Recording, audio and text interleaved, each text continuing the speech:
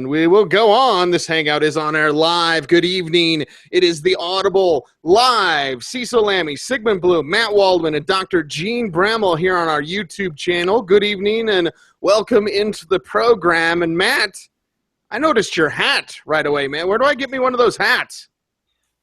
I don't know. I think at NFL.com, that would probably, I think that's where I got it. So I feel pretty good about that, even if their marketing is, has some issues.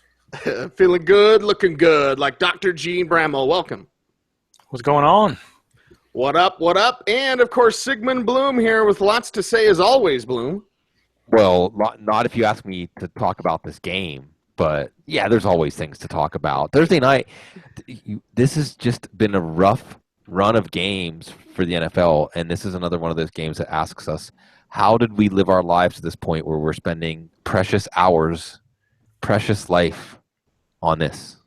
Roger Goodell, we don't need Thursday night football, but we do need to talk about fantasy football on Thursday night. And please, someone that's much smarter technology-wise than this, guys, there's a chat room going on right now on the right side of our stream, and we need to figure out how to use it because I have longed for the day that I could go back to saying, chat room react to me. So, I think Matt Waldman's going to figure it out before anyone else. But anyway, Bloom, before we get into Dr. Gene, let's get that game update.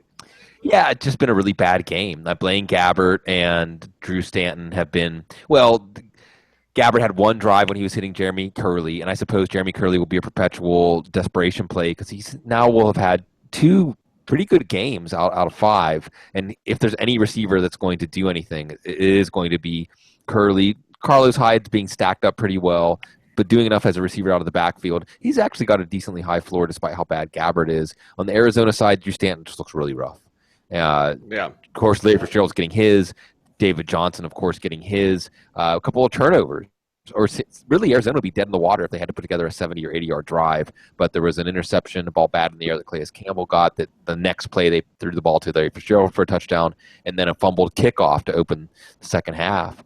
Or Arizona would be in big trouble. So I think Arizona is probably going to win this game, but I don't feel that much better about them than I did going into this one.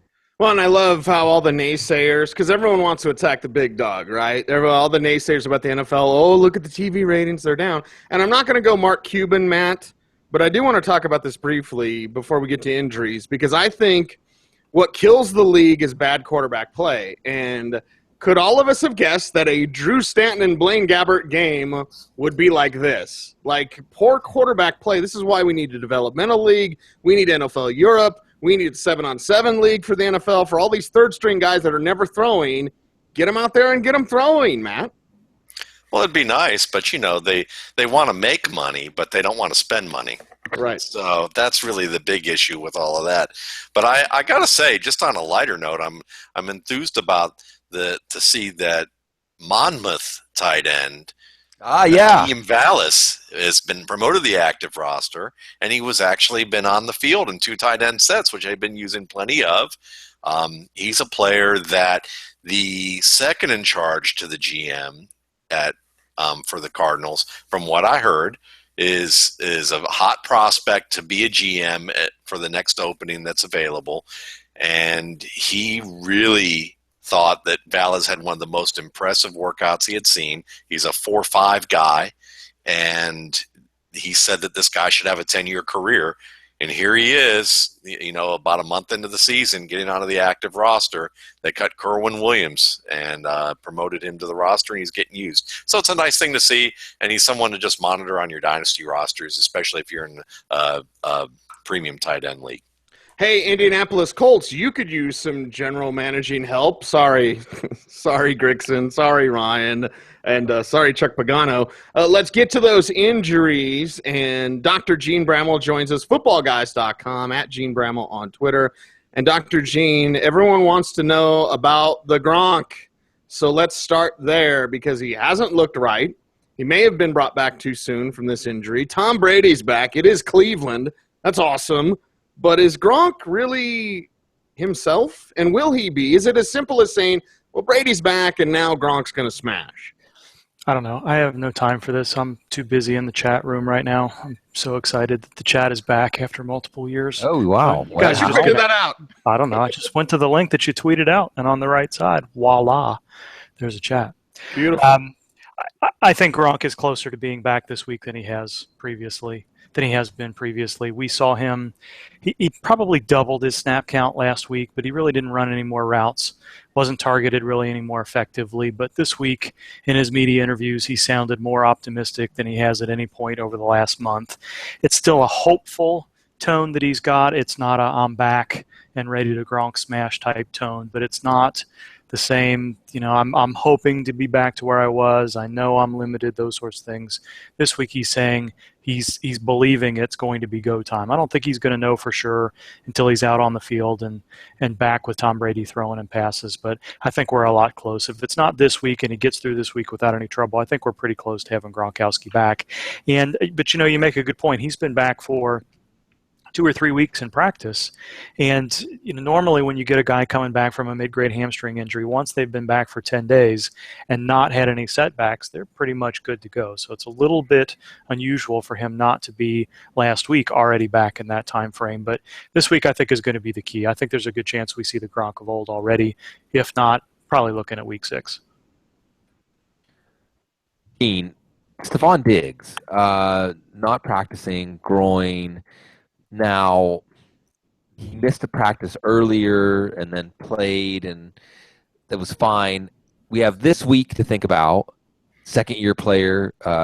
We may learn about how the Vikings would handle him if he only has a limited practice tomorrow, if he has no practice tomorrow, if he has a full practice tomorrow. But what does this mean about Diggs' season-long outlook that this groin injury, at least based on practice participation, is not getting better? Yeah, I don't think we really know what to expect from Minnesota yet. We've seen them rest players, Adrian Peterson before his injury, Stephon Diggs multiple times at seemingly random parts of the week. And, guys that were not practicing on Thursday, practicing in limited fashion on Friday, then not listed on the game status report at all. So I think we're going to find out this week. The 2 early week DNPs are concerning. We could easily see Stephon Diggs fully practice on Friday and not be listed on the injury report. That's a possibility. There's really nothing from the Minnesota media that's leading us in one direction or the other. Or there could be a DNP on Friday and he could be a game time decision at best and not play this weekend. So this is going to be one of those Thursday nights where I'm hedging and hemming and hawing because there's so many players to where tomorrow, Friday, is going to be critical in terms of who's talking to the media, who's listed where on the game status report, and then seeing how they play. There's a long list of these guys, and Diggs is one of them. I think I would lean towards him playing, lean towards him not being that limited, but tomorrow's going to be key, and we'll see after we get through the practice participation report then what we're going to do. Gene, I saw you on Twitter talking about players who were probable, who you were leaning towards game time decision, and one of them you listed was Marvin, and I'm just really hoping that Marvin's like Marvin Demoff, Marvin Hagler, someone along those lines, Marvin Lewis, but I have a feeling it's Marvin Jones. So. No Moss. It's Marvin Jones, and I put that out there, and I don't think I've gotten a stronger reaction from my Twitter followers in some time saying, dude, Marvin Jones fully practiced today. He's looking fine on the sideline. There's no issue, no worries. And I'm responding, yeah, I get that, and I think that's probably correct. However, this isn't hamstring issue. This isn't him being rested later in the week. This isn't him being not listed on the game status report. I think you have to consider, why are we so much more concerned about Julian Edelman today than we are Marvin Jones? Both of them are on the injury report with a foot injury that's limited them through Thursday. Both of them have had relatively recent, obviously Edelman's is more recent than Marvin Jones, but these foot metatarsal fractures that can be issues. And I don't think there's a problem with Marvin Jones, but I think you have to consider it a little bit of a flag. And yes, he didn't practice Wednesday. Today he was limited, not full. I'm not sure where the full report came from. It must have been something from a beat writer on Twitter before I got to it, but it's officially limited. And he was looking good off to the side. It's probably not going to be a thing, but we've seen him with hamstring now. We've seen him with foot. And I think it's just smart to be cautious about what we're seeing on the injury report until we find out tomorrow that he fully practices and is listed, and then we didn't really have to care about it anymore. But this year is going to be difficult. Teams are really willing to rest their guys earlier in the week. through later in the week, and we just don't know what things mean until we get there. And there's a number of teams who aren't talking about their players at all, and Detroit is one of them. The beat writers are left to try to figure out what they can see on the sideline and go from there. There's been nothing from Jim Caldwell. There'll be nothing from the Lions. Really, the only thing we're going to get is, again, Jones is one of these guys. What happens in practice on Friday, how they choose to list him on the injury report, and then we've got lots of guys competing to give out information on Sunday morning. I think we're going to get some good data on these guys, but it's really difficult on Thursday night to say whether or not he's a game time decision or not. I would lean more towards probable than doubtful, which is why I didn't put him in the doubtful category, but it's really too soon to say all is well with Marvin Jones this week. Well, is all well with Trevor Siemian, and let's talk about that sprained AC joint that he has. He was at practice today. Did not look good.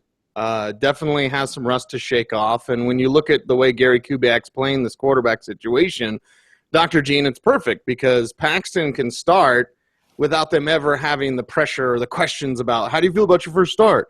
And also, Trevor Siemian, in a way, gets to save a little bit of face by Kubiak saying, of course he's our starter. We're just going to take a look at him this week, and hopefully he's okay. Well, he is practicing on Thursday, although somewhat limited. Also, it was revealed in a potential slip-up, in my opinion, that Emmanuel Sanders said Paxton Lynch gets first-team reps every day, and he has all year long. So for Simeon's their guy now. No, they're grooming Lynch. They've been grooming him for this moment. And I know that Trevor Siemian is a game-time decision, but for me personally, you've got 2 games in 5 days because the Broncos play Thursday night. So, Bloom, you'll be running the show next Thursday night, of course. But I just don't look at how you go to Siemian, who's banged up, when you have Lynch and the way he looked against Tampa Bay. Let's talk about this situation. Yeah, and I think you're closer to it, so I'm not going to have too much more to add to it than that, other than these injuries. Throwing shoulder is one thing, non-throwing shoulder is another. This is a non-throwing shoulder injury, but it's still painful. They've got to be rotating around their body. The shoulder rotates. He can take hits on that by other players. He can hit the ground, and it can affect accuracy before he gets hit and afterwards. So if he's not ready to go and he's not able to shake off that rust that you're seeing and everything that you're noting in and around the team with Paxton Lynch getting those reps, maybe he's not as close to being ready to play as what's sort of being portrayed out there. My sort of read on Twitter is that there's a little bit of optimism with him being able to play and that he's hopeful to play, but the team could easily be preparing for something more.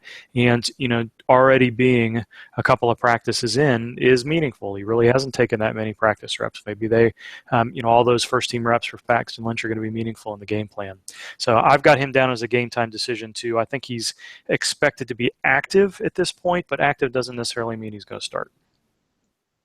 Gene, I was really looking forward to a chance to play Eddie Royal again in the fantasy league, and now he's going to be against Indy. No Kevin White, Alshon Jeffrey's banged up. Talk about Alshon Jeffrey if you want to, but he hasn't practiced yet this week with a calf injury. Come on.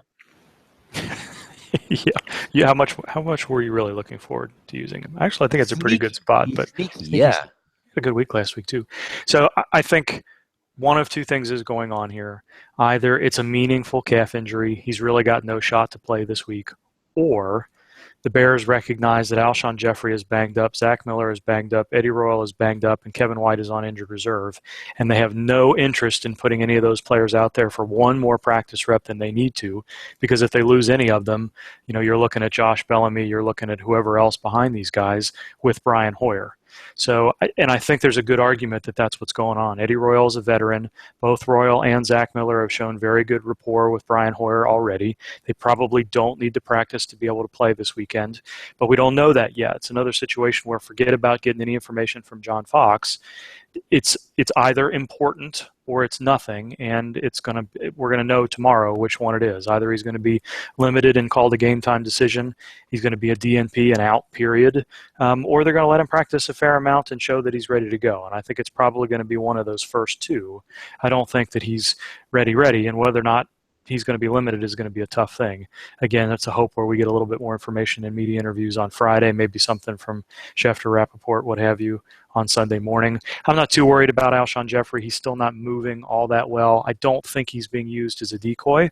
I just don't think that the way Brian Hoyer runs this offense is the same as the way Jay Cutler does. With Kevin White gone, does that change?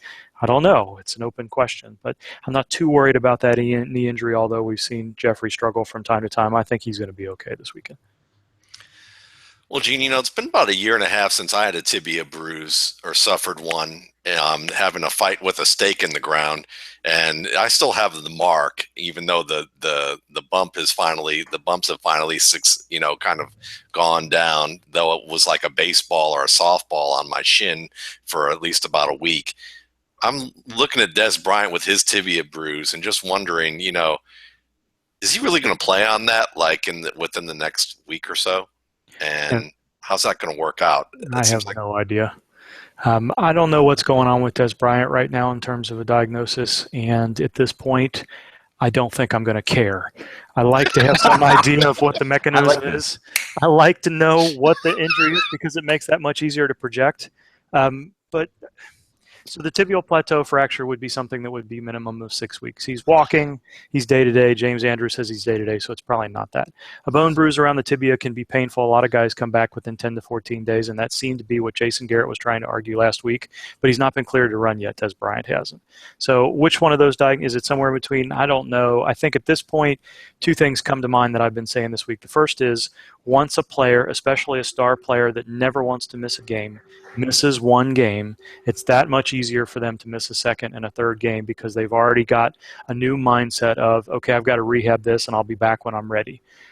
You saw it with J.J. Watt. We've seen it with Calvin Johnson over the year. It's just those guys do not like to miss games if they've got any sort of streak. We saw it with Brett Favre, and it happens over and over again. And now that a player is missed, well, it's that much easier to say, I'm going to rehab instead of try to push it on Wednesday. I'm going to rehab instead of trying to push it on Thursday. And Brian has been really much more optimistic this week in the locker room than he was last week, but he's not on the practice field at all. And there was a report late this afternoon that they were going to clear him to run and he was going to test his knee tomorrow. It's going to be painful. But again, they've let him come this far. If they didn't play him last week, they didn't allow him to practice and clear him until Friday. What are the chances that they really planned for him to be in the game plan this weekend? Anything he's able to provide them is a bonus, whether it be decoy or some limited high leverage snaps. But if that's the case, if that's what you're hoping for, and he's already missed 1 week, what's the sense in putting him out there in a limited fashion and risking an aggravation? So he's a guy that I think is more doubtful than probable at this point. We could get a totally different point of view on Friday after practice, but I don't think the specific injury diagnosis is meaningful at this point. I don't think anything the team says is meaningful. I'm planning on going on practice participation and what we're hearing about pregame warm-ups from this point forward, whether that's this week, next week, or the week after. This is a true day-to-day situation, and once we see him start to do a little bit more, I think we can trust that he'll play. Speaking of participation, we have some audience participation in that chat room. It is great to be back with y'all as we discuss the injuries around the NFL. And speaking of participation, Dr. Gene, Kenneth Dixon is a full participant. So what can we really expect out of him in his first week? And if you just tell me 100 yards and a touchdown, I'll be fine because I've been hoarding in him all my leagues. I think I don't know if it's not coming this week. I think they're going to ease him back in slowly. It's great that he was fully practicing toward the end of last week, has fully practiced this entire week. So I think he's, from a conditioning standpoint, close. From a football standpoint, very close. But I think with Terrence West playing well last week, with them still having Javorius Allen in the mix, the offense is looking a little bit better. There's no reason to rush. Can Terrence West hold Kenneth Dixon off for many weeks? I don't know, but I think you're probably looking at 4 to 6 carries at the most this weekend, and then if it builds from there, it's going to depend on how well he's playing in comparison to how well West is playing. Gene, I'm going to ask this question for Matt. If Charles Sims can't play Monday night, there's a very good chance we're going to see Peyton Barber. What are the chances we're going to get to see the latest Matt Waldman favorite, Peyton Barber? No Jaquiz Rodgers? Well, that's an old Bloom favorite. See, I don't claim my favorites. Did I say that? I guess I said I like Jaquiz Rodgers coming out of Oregon State. I don't remember that. Unlike Matt, who should proudly, boldly own all of his. I couldn't resist. It's not looking good for Charles Sims, but this is a Monday night situation. So, you treat Thursday practice participation report as you would the Wednesday practice participation report. And there's lots of players that don't practice on Wednesday that go on to increase practice participation and play by Sunday. So you can think the same thing from Sims. However, Tampa Bay's been practicing this week already, even though there's not an official participation report, and Sims has been nowhere to be found. The local beat writers don't seem to have any optimism. They feel like it's going to be Rodgers and whoever else comes with him, whether it be Barber or somebody else. What they haven't done is add somebody off the practice squad yet, to my knowledge. So I think there's still some room to be optimistic that Sims does a little bit more practice. I've seen it called an ankle injury in the local media. It's being listed as a knee. I think it's a knee situation. I'm not specific. I'm not sure what the specific injury is. Tomorrow is going to be important for him too. If he's not practicing on Friday, then I think we have to be pretty worried about Monday night. If he gets in a limited practice, then this is probably going to go all the way through the weekend as a game time decision type situation. But for now, I'm leaning a little bit more pessimistic on him. Gene, as I wait my University of Miami Hurricanes hat in the mail, I'm going to relish asking this question about a Notre Dame product, Tyler Eifert. What happened to him now? I don't know. Something with his back. It happened on Monday. He was limping, and there was enough concern about it for him to get a specialist evaluation on Wednesday, which doesn't sound like back spasms to me. And there could be a multitude of other things that could have happened during practice on Monday. It sounds like it was something that happened during practice on Monday. So, is it a little bit of a back strain that was a compensatory type situation for the ankle issues he had? Was he hit? Was he put in a difficult situation when he was blocking? Are we talking herniated disc that requires cortisone shots or something more? Are we talking a deep contusion or something like that? I just don't know. But I don't think it's a good sign that, he's already not practicing again. Doesn't seem to be any optimism about him at all.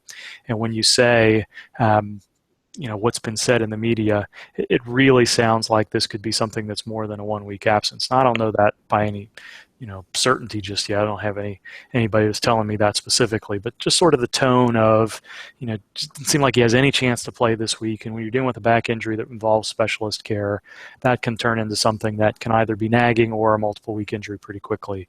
Hopefully we get a little bit more data about that. Somebody gives us some more information before next Wednesday's practice participation report, but it could be all quiet on the Eifert front until then too. I think he was supplicating himself to Lou Holtz. Now you're going to get me to do my Lou Holtz impression. And it's also a good Sylvester the Cat impression as well. Supplicating. Yeah. Who does the best, though? Tash. Scott Hastings does the best Lou Holtz impression. Let's move on from that. Dr. Gene, one more time around the horn. Cam's going to play Monday, right? Cam's going to play. I don't know. I don't know if I don't know. Just lie to me. So that's another Monday night thing where, limited tomorrow, doing more on Saturday, cleared by the independent neurologist and goes. But boy, you would have liked to see him do a little bit on Thursday practice today. Some sort of indication that they've progressed him into one of the earlier stages, the next stage at least, of the return to play protocol. We don't know that he's been advanced at all. Haven't seen him. He hasn't talked to the media. Ron Rivera was saying he's sort of still being evaluated, and he wasn't there today. So I don't know. I think that's game time decision at best right now. Could very easily change on Friday if he gets back to a limited practice. That would put him in line to be, to do a little bit more on Saturday, be sent to the limit to the independent neurologist and go from there. But I'm not particularly optimistic on Newton right now. At least you care. Yeah. Well, that one we know what it is. We just don't know where he is. Can we add that, Gene? Can we add that? The beautiful, by the way, if you're not watching, you're not a Football Guy subscriber, you don't see the injury expectations. The beautiful color-coded tables. I also like that the red and green for getting worse, getting better. But I want to add that to like FBG. That? Yeah, I do. That's from a colorblind dude. Now I have to hover over those little squares to see whether it says red or green. And it takes me more than once to choose the right square. He loves us. But I'm doing that for you people. He loves us people. Instead he of making it us blue people. and yellow. Yeah, I am differently color abled. Yeah. Yes, you people. All of us that can see color. I want to see a column. I want to see a column that you denote whether you care. Network. He's going to do his reprise at Network. So I'm really sorry. Yes, here it's coming. One of these days we're going to do it. We're going to push the right button. Gene, and I apologize if you've already covered this in a Periscope or otherwise in one of your columns, but Thomas Rawls, I was recording with Evan Silva on the couch this week, and he asked a question that I hadn't thought of even looking at, which is this fibula issue in the same leg as that ankle issue? And it is. Is it? Okay. It is. How does that, because, we're thinking about Kristen Michael's long-term value, whether to hold Thomas Rawls. Adding that piece of information, is that a material piece of information for you? Probably not, because I think it's on the opposite end of the bone. His fibular injury in the past was an ankle injury. This was more, if I was looking at it right, I think this is up a little bit closer to the knee, and that's what Pete Carroll said as well, if I'm remembering correctly. So I think it's the different end of the bone. Surgery-wise, I don't think we still know exactly what he had done surgically. If he had a plate put in, when you have a plate put in across the bone, it weakens certain areas of the bone. It's called a stress riser, and you are more likely to have fractures in certain areas where the plate is.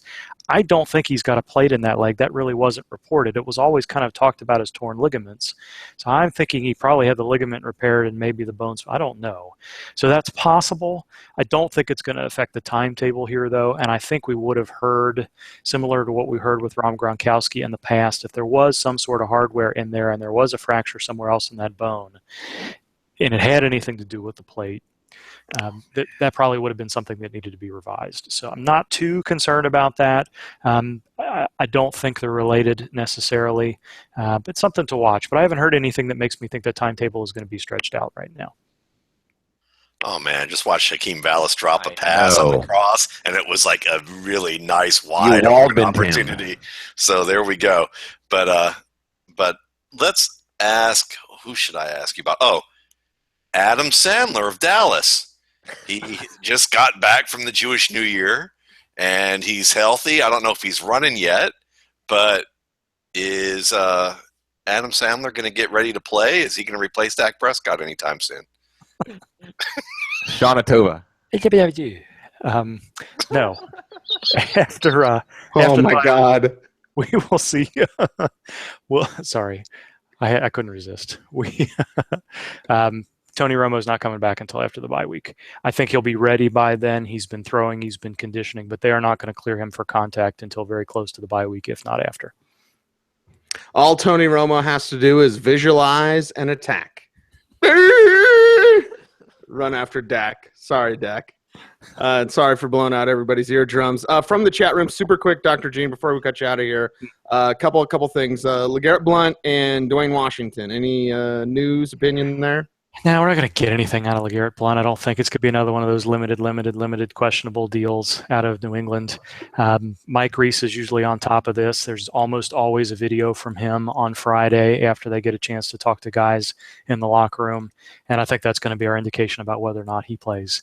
They're calling Dwayne Washington an ankle. It certainly looked like a pretty nasty midfoot mechanism to me. I didn't really see a lot of ankle-type tweaks there. I don't think he's playing this week. We've already had a couple of DNPs. It didn't sound promising at all. Whether this turns into a 4 to 8 week situation versus a 1 to 2 week situation, I think it's too early to say. Again, it's Detroit. We're not going to get any specifics. We're still waiting on more specifics than what we've already gotten from Amir Abdullah to be able to project whether or not he's likely to be a designation to return. Possibility or not even, but I would err on the side of this being at least a 2 week situation for Washington and probably longer. Hopefully it doesn't turn into that, but I don't expect him to play at all this week. Super quick, and maybe even just yes or no. Can Seattle get in trouble for the Lockett thing? Because it took Dr. Doug Baldwin to reveal that he had a PCL thing.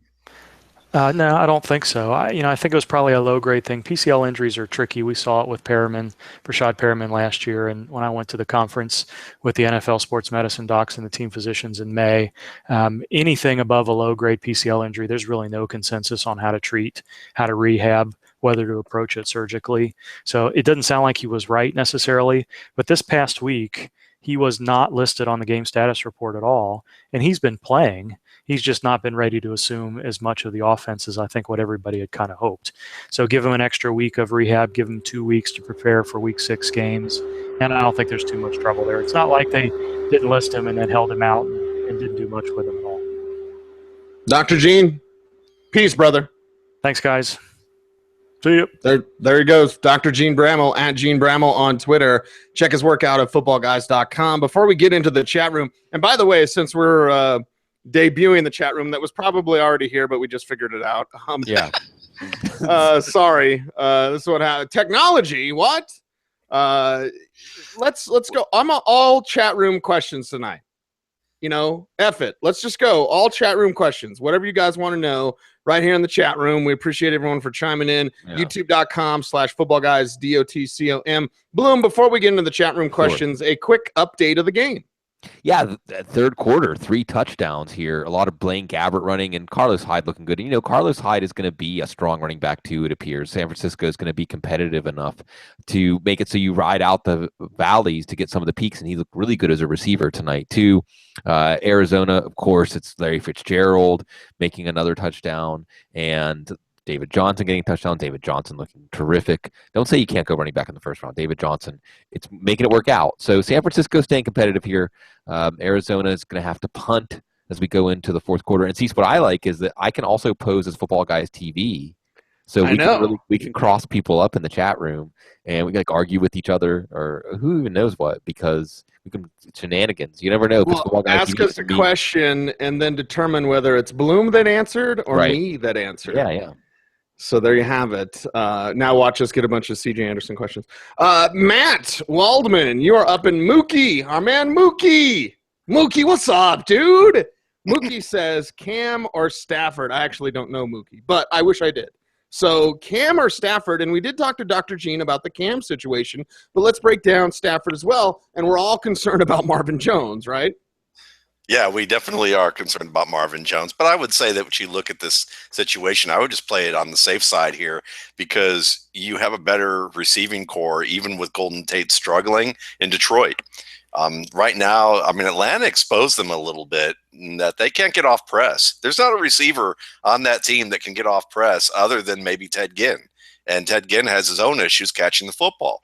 So when you look at this situation, I just feel like that there's a little bit of a recipe for teams to be able to handle the Carolina Panthers a little bit more offensively. I know that they started off on fire, but it was kind of funny watching that game, because I was noting about it that, probably my favorite commentator in football is Chris Spielman. Chris Spielman is just, to me, he's understated, but he's so knowledgeable about the game.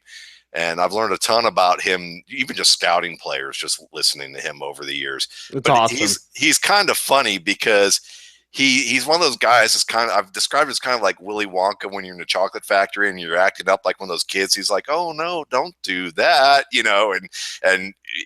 so at the beginning of this game, they're talking about the Carolina offense, and he just drops one of those little, oh, by the way, throwaway statements. Yeah, Kevin Benjamin, he still can't get off press coverage. And I just thought about that for a minute and thought about how I dinged him for that and forgot all about it for years, because he had success 2 years ago. And I thought, okay, whatever.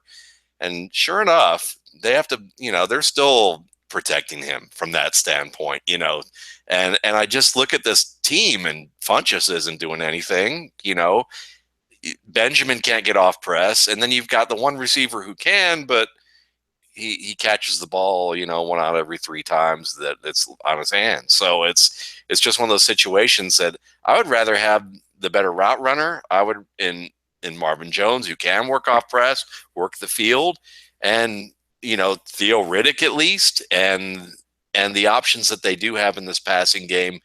Who, Cole Wick is even a decent receiver, even though he can't block worth a darn, but he can at least go out and catch a pass. And I feel like that this team is a little bit more geared towards having sustained and consistent success. Kelly chimes in on the chat room. Is Bilal Powell going to continue to get more touches, Bloom?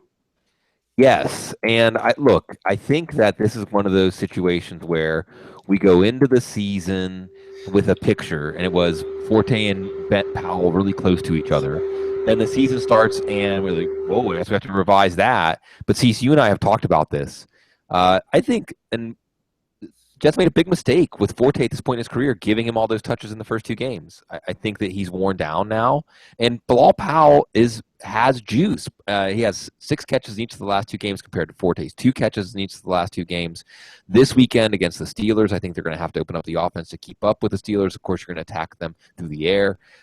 Forte's, the rib injuries, I think you're just going to see him wear down more. So I do think that Powell in PPR leagues is the better play right now, and I think we may see that the trends continue to point towards more Powell, less Forte, and we'll look back at those first 2 weeks. And that's the other thing is the Jets, Forte's value was all of those goal line carries he got against the Bills.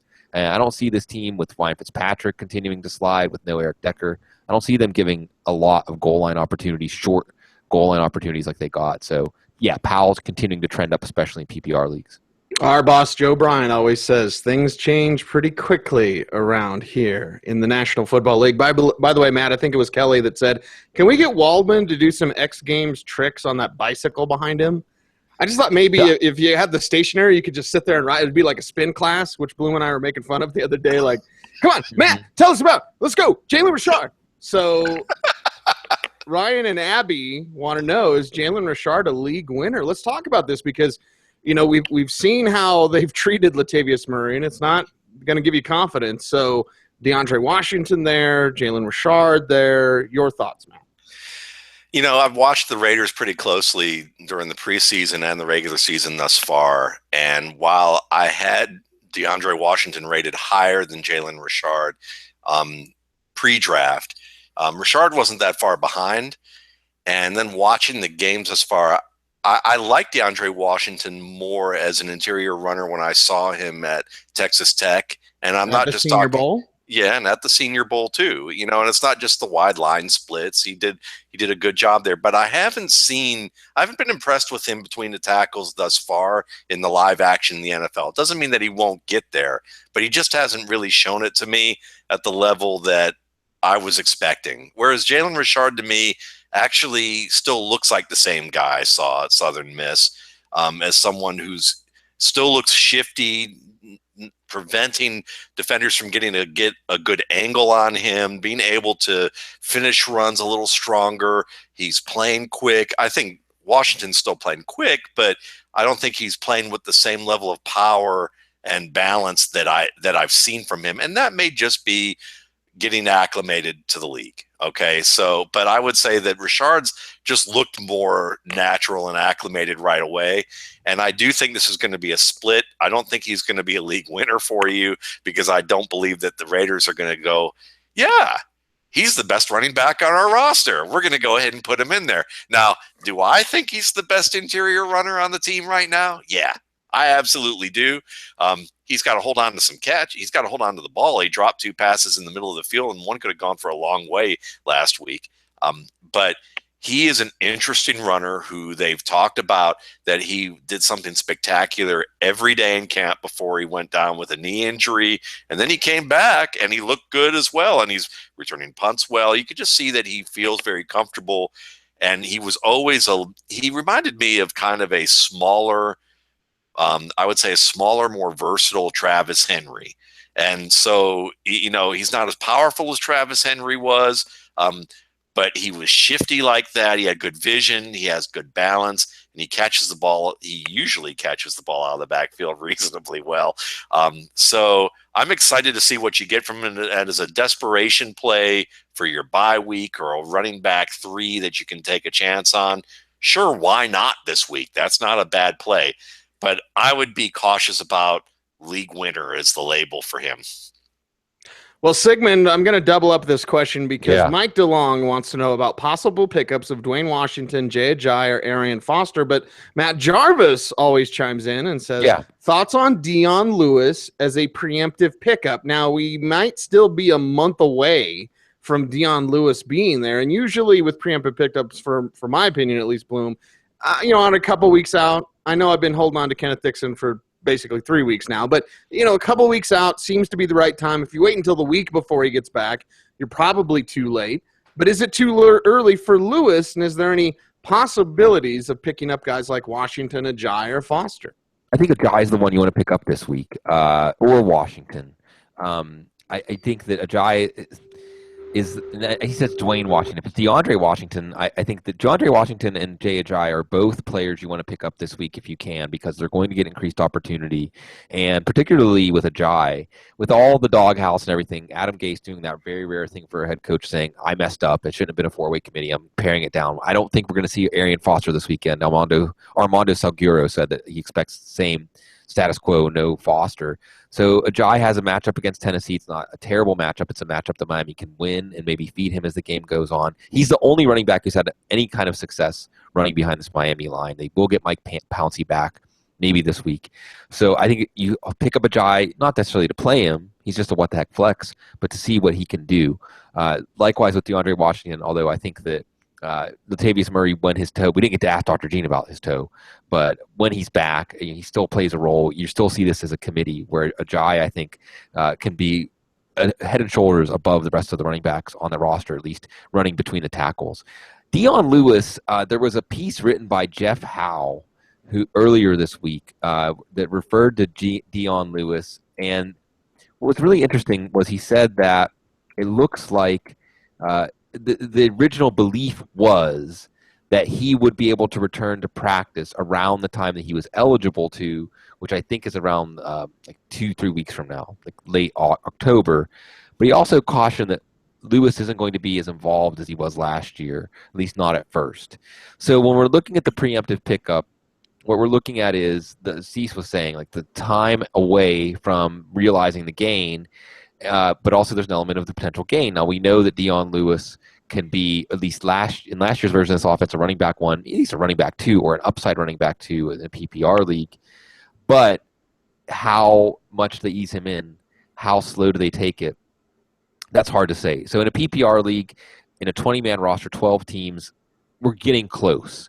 If it's any shorter benches than that, obviously if it's not a PPR league, we're not. But I saw some good news there that, at least based on what he had heard, they thought he'd be ready to go. But on the other hand, they'll ease him in. And I almost wonder, now I know Dion Lewis had to have a second surgery, but I still think the way he'll be handled, likewise with the way Jamal Charles will be handled, I almost wonder if teams aren't starting to factor in with running backs now that idea. We saw how Thomas Rawls was handled, that it's a long season.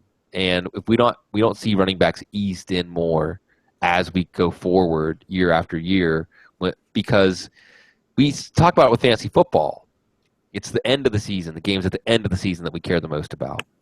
And it just makes sense that teams will start incorporating that into how they bring running backs back to the field from injury. So I would expect that the Patriots will ease, probably frustrate us, but then in January, when we're watching Dion Lewis have his 150 total yards on 12 touches, we'll get it.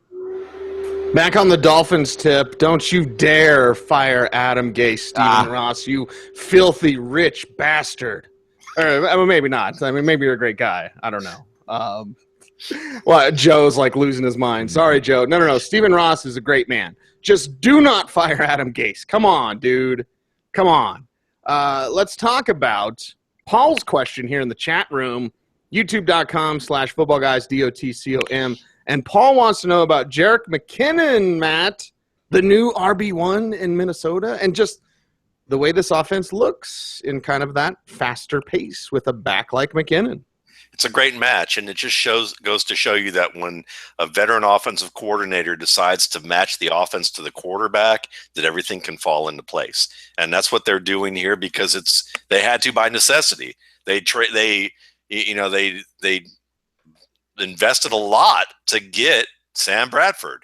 So that meant let's make Bradford comfortable rather than try and fit him into our offense right away. We don't have the time to assuage Norv Turner's ego. Norv Turner's going to have to actually say, all right, what do you do well? And let's do that. And they're running a lot of concepts with that actually match up well with McKinnon's skill set. And McKinnon's looking good. I mean, he's got that burst to the corner. He's got great change of direction. He's someone that can get his pads low and get under contact and bounce off some indirect contact pretty well and maintain his stride. He's a good receiver out of the backfield. He's an all-around strong athlete who can really deliver for you when he gets into the open field. And the main thing for him is, can you get him to the open field on a consistent basis? And the answer is not consistent enough for him to be a running back one the rest of the way, I don't think, because that offensive line just isn't quite that good.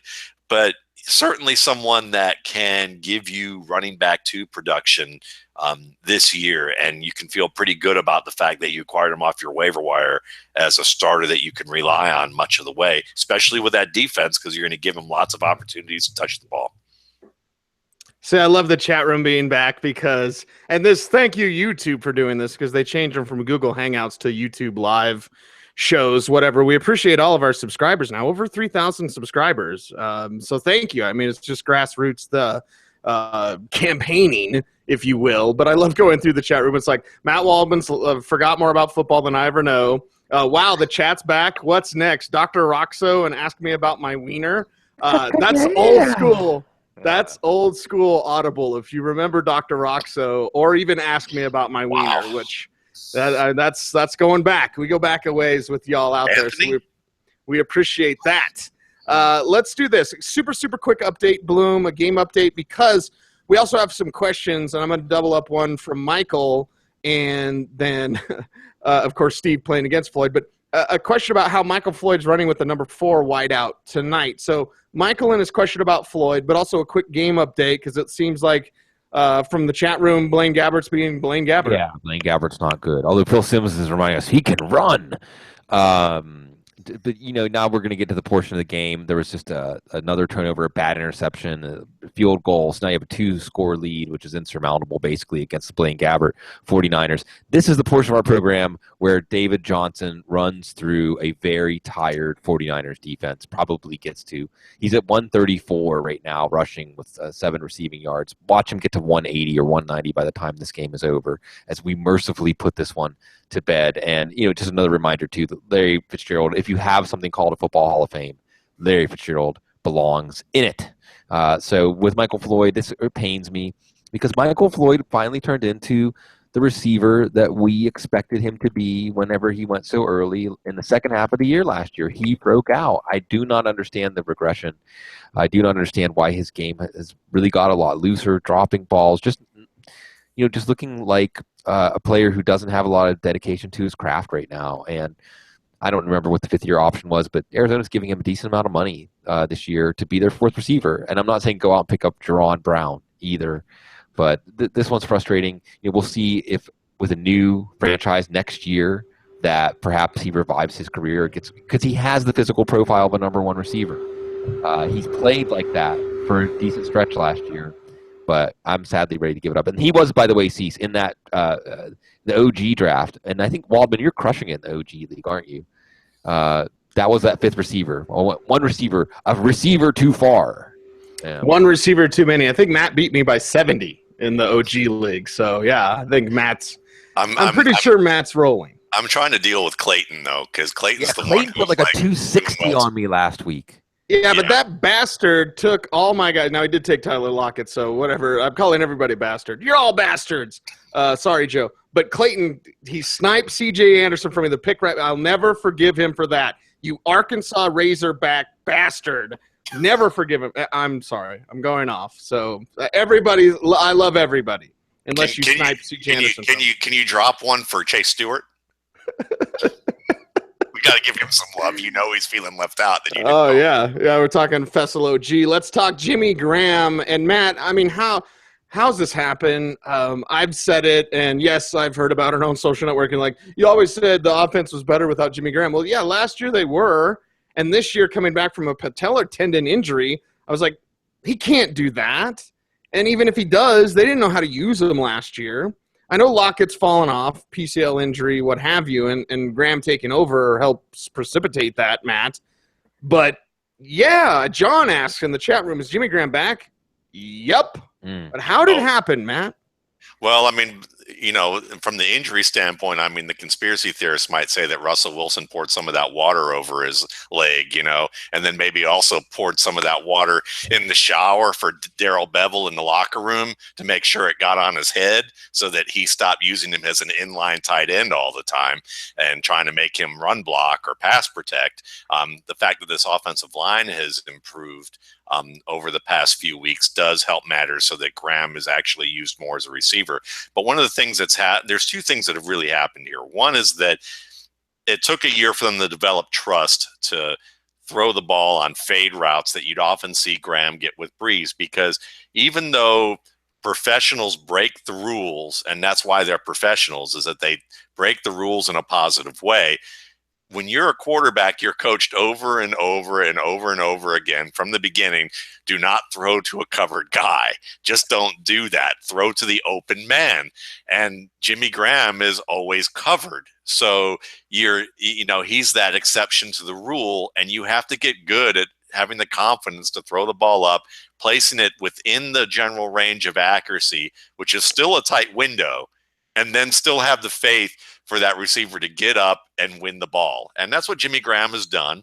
And, you could ask Kurt Warner about that with Fitzgerald. He said, I had to unlearn everything I learned about quarterbacking to play with Larry Fitzgerald and let him do that. And you've seen this twice tonight with even Drew Stanton, just getting the ball in the general area and let Larry Fitzgerald go after it. And use it with timing and guile. And that's something that Graham has done very well. And then the second thing is, in addition to that rapport, the offense has split them outside, and they're using 2x2 receiver sets, 2 receivers on each side, and they're running routes that you often see the Saints do, which is where you have guys kind of working off of each other on each side to kind of create that separation, or to create a matchup with a defender who is going to be overmatched. And in this case, it often means these split sets often mean putting a linebacker on Graham. And when you put a linebacker on Graham, that's just like Christmas Day to the Seattle Seahawks. And that's what they were getting to do with the Jets this past week. And I think you're going to see that more and more. Even a guy like my favorite, Paul Richardson, is getting in the act with some of these 2x2 sets that they're doing. And you're seeing he made a nice catch the other day that was very similar to what they threw to Graham. So I think that this offense is about to take off. And I would be very enthusiastic if you're a Graham owner, because I did not expect this at all either. I mean, for him to be as healthy as he and Steve Smith, it'll be, it's just amazing what they've been able to do with these rehabbing from these injuries. Let's talk about Tony's question, Bloom. Cutler versus Hoyer. As we know, John Fox not exactly putting Jay Cutler on the Christmas card list. Yeah, and I'll defer to you, Cease, because you have experience with a lot of the principles in this story. But Hoyer played a better game than Cutler had yet this year. The Bears played a better game than the Bears had yet this year. They're not going anywhere. This is not a year that they are ticketed for the playoffs. So I wouldn't be shocked. And Cease, I think you were one of the first people that really raised this possibility that before the Bears did, that Hoyer could be the starter. And I think at this point, it's probably Hoyer's job to lose because Cutler wasn't exactly lighting it up. Now, that being said, Hoyer this weekend, I would have liked as a streamer, but with Jeffrey banged up, with no Kevin White, with Eddie Royal banged up, even Zach Miller a little banged up. We talked about this on the Power Grid. Great DFS show. So much talent at football, guys. That maybe this is an Andrew Luck bounce back game with Chicago turning back into the bad team they were before last week on the road. Luck's had really good games at home this year. Maybe this is Luck to Hilton hooking up for the deep ball here against that very suspect secondary. Another touchdown for David Johnson. And David Johnson. Looks like the correct answer in the first round this year was David Johnson. David Johnson. I was definitely wrong about that one. I thought maybe late first round, not high first round, but woof. Get me David Johnson on the phone, please. And if you say it's Hoyer's job to lose, well, good thing the Bears aren't going to the playoffs, so Hoyer will keep that job. I crack myself up, I guess. Bloom. Hoyer the Destroyer. See, someone needs to write a heavy metal song. Hoyer the Destroyer. I get testament on that. Berserker. Berserker. Would you like? Oh, I can't. Yeah, continue exactly. that. So you got to edit yourself another Sorry Joe. Exactly. Let's do this. I will say Emmanuel Sanders or Jordan Matthews. I say Matthews on that one. Excited to see what he can do this week with Carson Wentz not throwing those picks. We'll see what Sanders does. We got to see how this quarterback thing shakes out. If it's Paxton, I feel a lot better, especially if you're in the league that takes those deep shots. Is James White a viable starting option with Brady back? Matt, let's talk to you because, we kind of talk about Blunt in this as well. What's the offense going to look like? Now, it's Cleveland. Apologies, Matt, but the Browns suck. We all know that. Brady's going to kill everybody in the NFL. He's going to destroy the NFL. He is the destroyer. There should be a metal song about the cleft in his chin. It's beautiful. You could park a car in there. But he's going to destroy the NFL. He's going to light it up through the air, but what does that mean for the ground game? What does it mean for Blunt? And White not impressing in the limited touches that he's had. So to answer Kelly's question, I'm like, nah, not real high on James White. Could just be enough Blunt and as much Brady as you can possibly handle. No, I agree, and I think that with Brady, what you're really going to be looking at here, the pivotal situation is going to be Rob Gronkowski's health. If he can get back from that hamstring issue that he's had within the next 2 to 3 weeks and he's really healthy, then it's going to be the Gronk and Bennett show with a dash of Edelman and then occasionally a cameo from Chris Hogan. And I think that that's really what you're going to see with Blunt closing out the game or giving you TDs so that he's just enough of a factor that you can still ride him as a running back 3 or low end running back 2, depending on how many touchdowns he actually gets in a game at the goal line. But if Gronk doesn't come back soon enough, then I think you're going to have to wait. Give Chris Hogan a little bit more weight, Edelman a little bit more weight, and I would go probably Bennett, Edelman, and Hogan is that trio that you're going to probably feel most confident in. But you got to understand that Brady's going to spread the ball around, find the open guy. So there's going to be at least 3 or 4 guys in this offense like Malcolm Mitchell and Amendola and even White on occasion who will probably have some good enough weeks that there will be people asking us questions about those guys. Is this their time? Are they going to come aboard? And I would say to them, good luck guessing that on a bye week. That's basically what you have with those. The safest options are the ones we already just mentioned. Amante chimes in, when will Lamar Miller get a TD? I've seen the future, Amante. Lamar Miller will get a touchdown when Melvin Gordon does not, and that's not this week. So move on for that one. Real quick, since we're going to wrap a time bow on this show, appreciate that chat room is back. I know, oh my God, dude. dude. The chat room's fantastic. It's I already told people if there's Football Guys TV is answering your question in the chat room. If the right answer is right, it's me. If it's wrong, it's you. I'll take that bet. By the way, I'm so excited because I got my new Gears of War 4 console, my new Xbox tonight. But I'm more excited about the chat room being back. Yeah. I'm like, we're gonna finish this show. I'm gonna take off my pants and go play Gears of War 4. It's just something I do. Get my coin changer out, my captain's hat. But like, I'm just so excited. We get to talk to our peeps as the show's going on. So here's what we're gonna do to wrap up the show.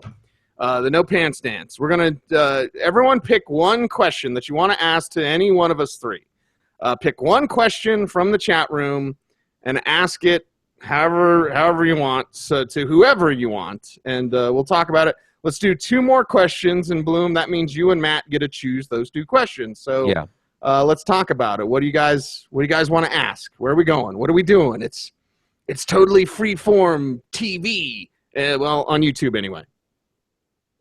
So I'm going to pick a question out of what someone had been asking earlier in the thread. Is that okay? That's fine. Yeah. You do what you do, man. I'll do it on you. So Victor Cruz or Will Fuller, and the question just came up about Lamar Miller scoring a touchdown. Not this week, not against Minnesota, not the way Minnesota's defense is playing. And Minnesota, I brought this up on the Power Grid. We saw Brock Osweiler on a fabulous Thursday night 2 weeks ago against a good defense just look powerless to move the offense, and I think that's what you're going to see. I think it's actually a real downside game for Lamar Miller. Victor Cruz, and again, I got Scott Barrett at Scott Barrett DFB is just coming up with just finding these little needles in the haystack for us. Green Bay's been giving up some really big games, and Sam Shields is going to be out. Someone asked about that. again, with these Giants receivers. Odell Beckham bouncing back, yes. Marvin Jones had a big game, 6'205 and 2, 9'182 and 1 for Stephon Diggs. But Scott Barrett had narrowed this down race for PFF. Green Bay has allowed 25.5 fantasy points per game to the right receiver, and that is the right receiver lined up on the right, and that is Victor Cruz. So Victor Cruz as your what the heck flex. Victor Cruz is someone to look at. These are the kinds of things that DFS players, we look back in hindsight and say, oh, we should have known. Well, he's giving us these, he's finding these lenses where, it's like the eye doctor where you keep switching it, and you can see maybe at least a good theory for a matchup to exploit, and that would be Victor Cruz this week. Matt, you get to pick a question and answer it as we tie a bow on tonight's program. Well, considering that you told me that you said that I would be the one to find the chat, I'm not getting anything in the chat room. So YouTube.com/footballguysdotcom. Follow the link that Bloom put out there. I saw you type in our chat room for this private. That was what it was. Former hangout. Yeah. So how about we do this to keep it quick? How about you pick the fifth question down? The fifth question down. Fifth question down. I'll go from the top. Now he's making me do math. See? He's FQD 1911 says, I watch this every week. Please keep it going. Man, it's going to. Now guys are piling in questions. Steve says, you are easily my favorite fantasy football personalities. Love your coverage and work. Thank you. And Matt, how about this one from Isaac? Okay. Matt, who's your favorite rookie running back likely on waivers? Jalen Richard. That would probably be the guy. Pretty simple right there. Though I'll say this, for Dynasty, let's do a Dynasty one. Richard over Kenneth Dixon? Because Dixon is on some waivers, man. Yeah, obviously Dixon. Richard after that, and then we'll do a long-term one, which is if you're in a Dynasty league and this guy's on your waiver wire, pick up Brandon Wilds. He is on the Jets practice squad, and I think he's already better than Bilal Powell as a runner between the tackles. Or, well, maybe that's a little too bold, but he's going to be as good, if not better, down the line. I thought he was probably better than Tevin Coleman already was between the tackles in Atlanta's preseason games. And he got hurt and they cut him. And he's sitting there and, Forte doesn't have long. Bilal Powell's, been a good player, but I think that Wilds has a chance to really surprise. Matt, really quick. Tremaine, you have anything on Tremaine Pope, the back they snagged from Seattle? Who, the Jets? Yeah. Not much. I mean, he's a quick guy. I think that he runs hard, but I don't think that he has the pop that Wilds has, or the ability to string moves together in the same way. I thought Pope benefited a little bit more from the running scheme and a little bit more from some big creases than he did from actually creating on his own. And I think Wilds is a more creative back in addition to having the physical tools that you want from an every down guy.